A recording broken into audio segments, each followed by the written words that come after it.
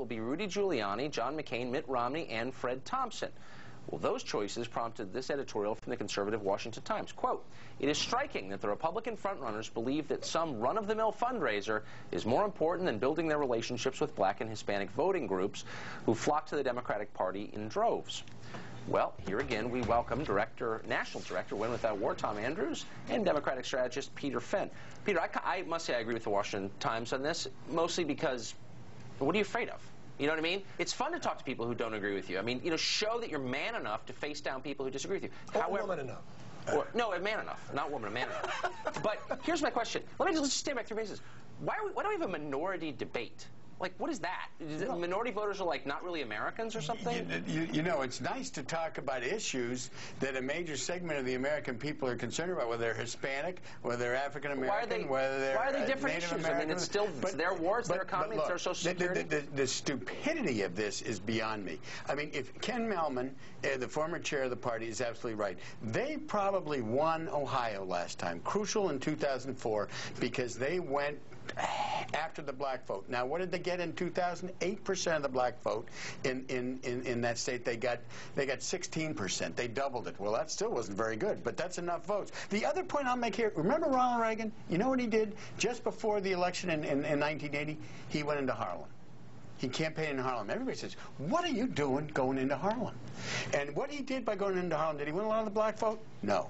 But he convinced people that he wasn't anti-black, that he wasn't anti-city. The stupid liberals called him racist the whole time. They call everybody they disagree with racist. I'm talking politics here. I'm saying for Ronald Reagan, it was a brilliant move because it shows. Now, what does this say? Projects we don't care. We don't care about blacks. And, and at this very time, this is happening. Where's Rudy Giuliani? Okay. He's getting the endorsement from Pete Wilson, Mr. Prop 187. I'm only half disagreeing with you, but I still want the question answered. Why do we have a black debate? Like, is this 1955? I mean, why do we have a black debate? It's a debate with an African-American host, for crying out loud. But he's claiming, that host is claiming that this debate, these issues represent all black Americans.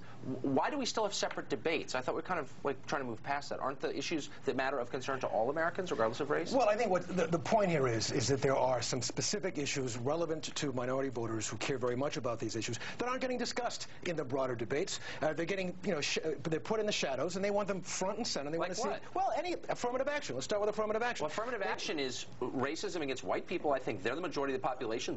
That's of concern to them. It's of concern to me. I can tell you that. But here's the point. And this is the answer to your question. Yeah. They would like to see candidates stand up front and center and address those questions dead on, and they're not getting that in these other debates. And you're exactly right in the fact that, listen, I've been in I don't know how many debates, political debates, and people don't remember, what point you scored or what exactly happened on this particular nuanced issue. But you make a statement like this. You just don't show up. Right. That's the biggest statement. I don't care what they said in that debate. By making this statement of not showing up, it's a bad decision. It's a bad statement, and they're going to pay for it. As I said, I agree with you completely. However, there is a flip side to this, and it is, as I suggested a minute ago, in every campaign. This is one issue that actually makes me furiously mad. Every campaign I've ever watched my whole life, the generic attack from Democrats to Republicans is you are racist, whether it's fair or not, and usually it isn't.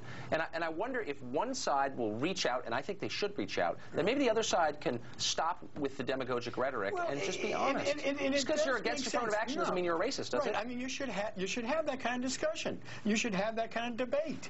And, that's why I believe that the judge should have been able to speak at Columbia. I mean, not because I agreed with him, not because I like him, but let it all out there. The trouble with this is when you've got the country club over 55 white boys on that stage every time, not even agreeing white to boys. it. That's like adults to me. I mean, is Al Sharpton a black boy? Well, let's knock off the white boys. I think. Don't you agree? This looks like a country club crowd up there. No, at least we've got diversity. I don't go to a country club. I don't know.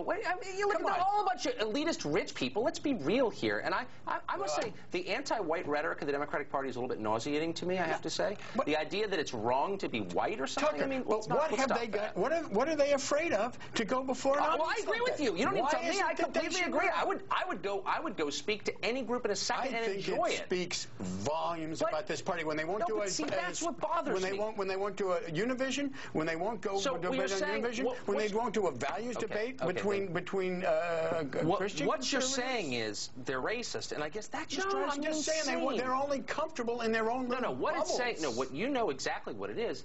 They know that they're not going to win this. They're not going to win the majority of black voters, or even a small percentage. So they're afraid of coming before that audience and getting hammered and called racist, and they're going to look foolish. They're scared of the sound bites. You know, I think they're also going to lose moderate whites. They're going to lose suburban whites. They're going to lose people who say this is not the kind of party I want to be associated with. But no amount of hammering that they would have taken, assuming they would get hammered, is going to be able to trump the kind of hammering that they're doing to themselves by not even showing up. I mean, what is the problem? Self-immolation. Absolutely. All right.